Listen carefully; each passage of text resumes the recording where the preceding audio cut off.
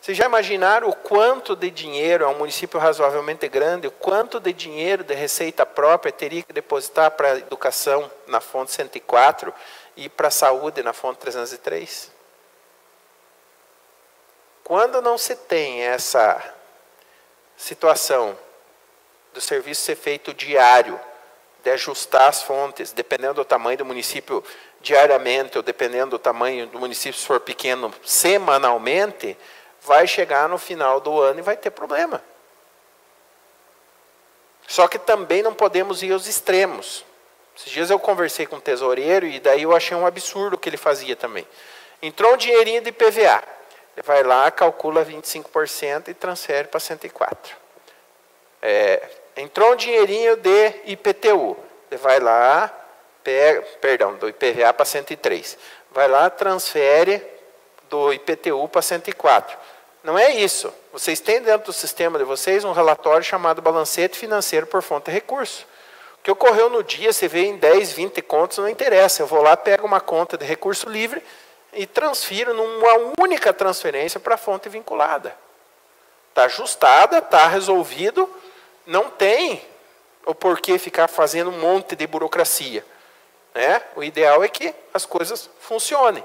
Então, só para frisar essas questões aqui, jamais esse cidadão aqui chamado pagamento pode ser feito sem essas duas fases estarem cumpridas. O empenho tem que ser com data anterior à nota fiscal. Na sala de aula, um dia, ministrando um assunto parecido com isso, uma aluna falou, mas eu lá no meu município, eu espero chegar a nota para empenhar a nota. Se a nota é com data de ontem, eu empenho com data de hoje, porque me ensinaram que o empenho tem que ser depois da nota.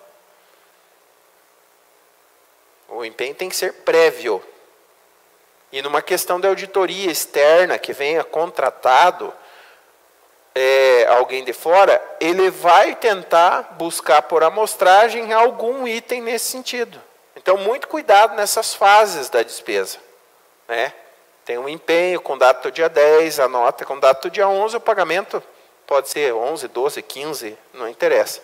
Agora, se eu tenho um pagamento no dia 10, a data com nota do dia 11 e o empenho com data do dia 12, eu inverti toda a estrutura. Vinculações constitucionais. Tem que ter um cuidado muito grande com essa questão dos limites constitucionais. Por quê? Porque eles vão interferir não só na reprovação de uma conta, mas também no todo o andar da administração.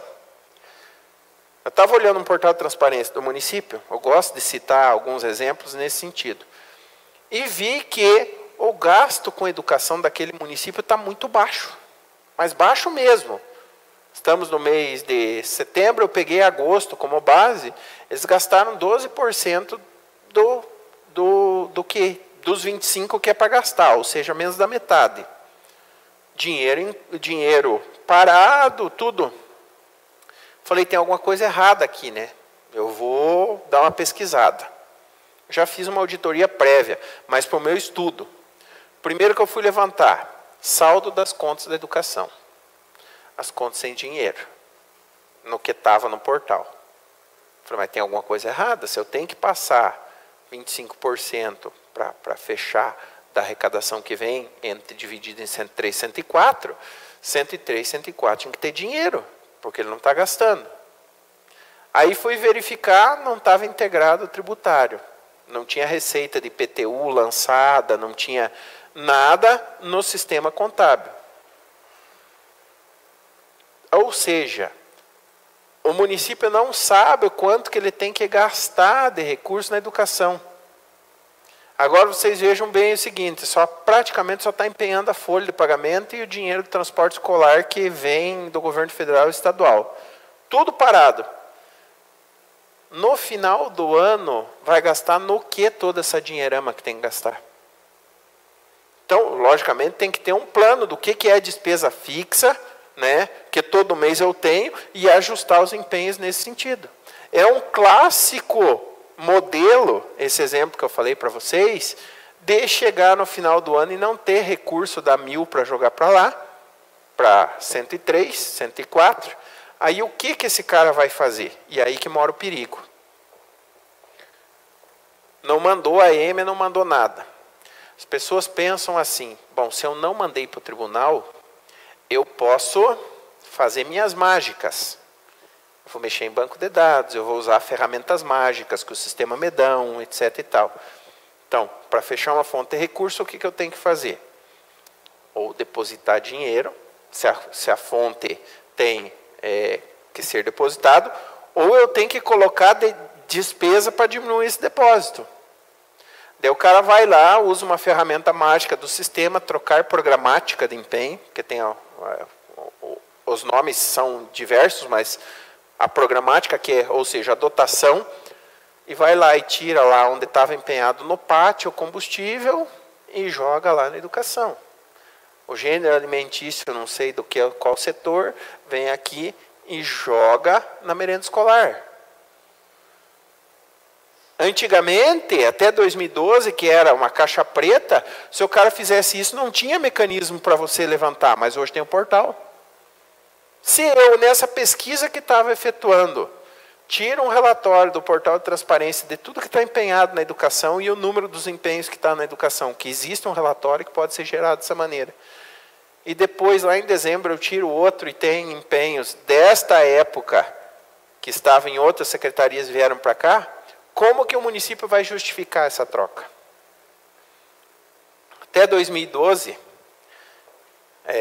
e eu fui um desses contadores, antes ainda de 2012, que entendia que quando tinha estorno era porque o teu serviço estava mal feito, que era suja a tua contabilidade.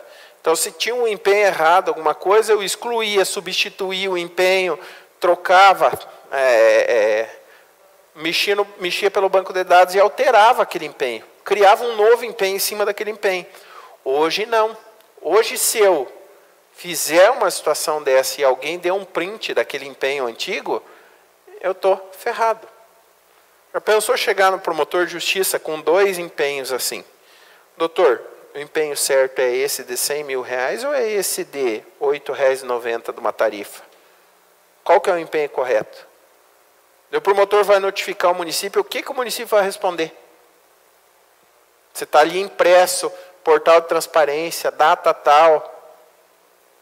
Então, qualquer tipo de situação feita por fora, hoje, vocês têm que ter cuidado nesse sentido. Alertar o contador, alertar o pessoal que cuida.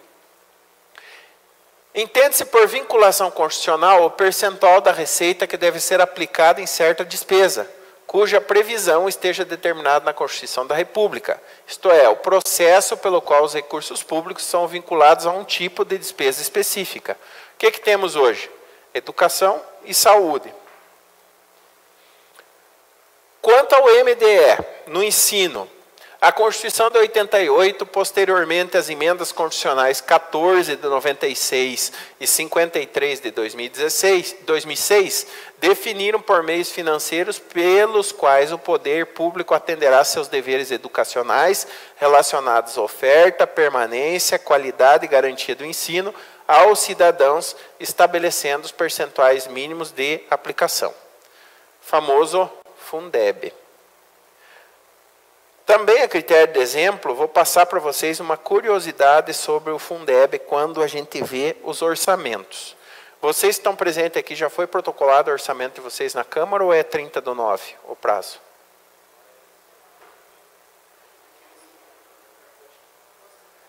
Então o de vocês já foi, o de vocês não.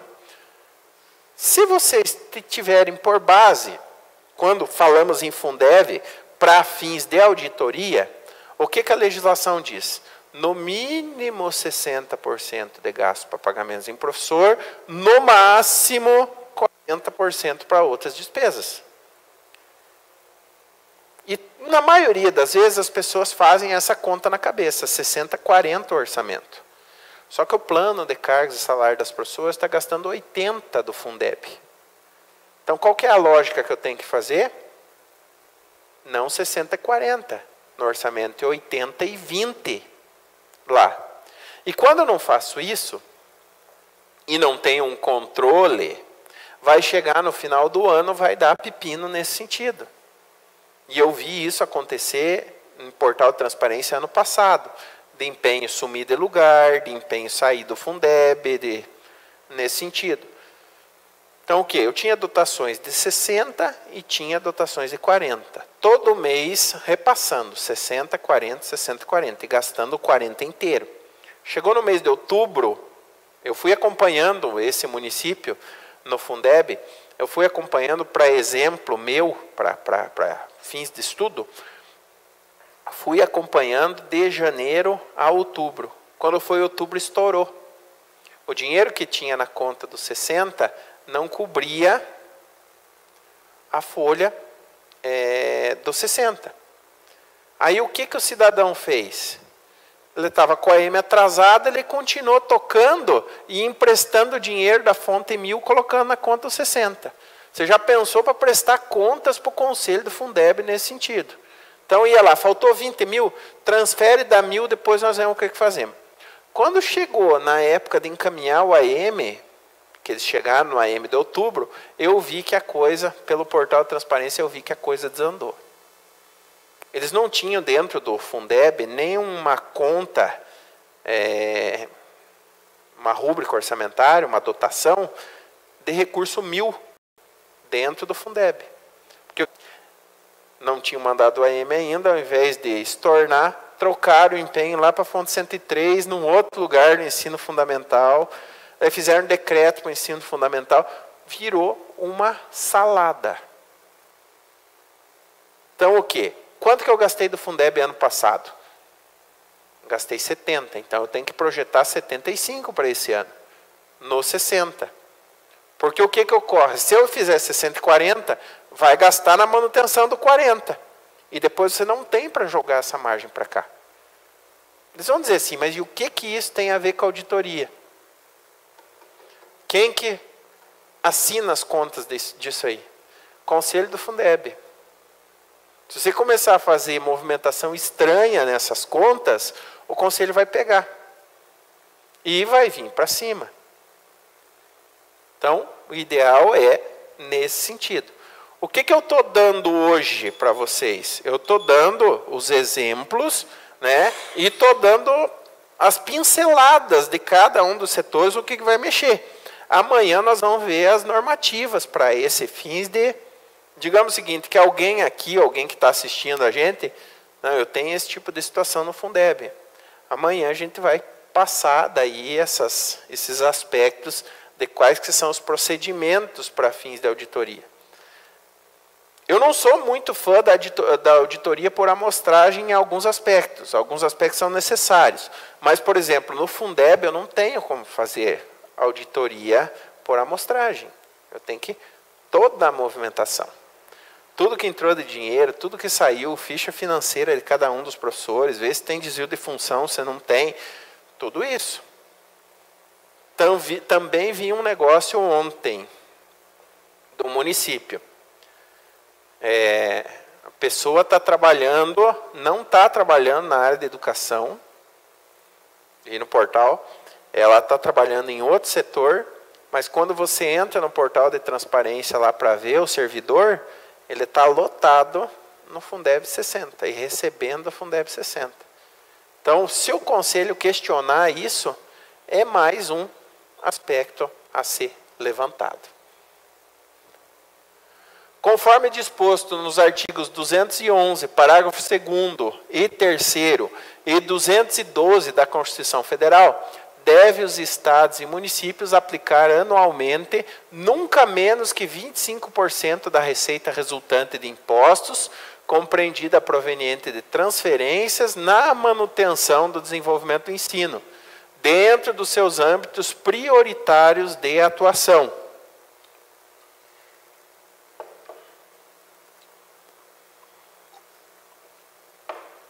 No caso do município, seu âmbito de atuação prioritário é educação básica, correspondente à educação infantil e ensino fundamental. Alguém de vocês faz transporte escolar para ensino superior no município?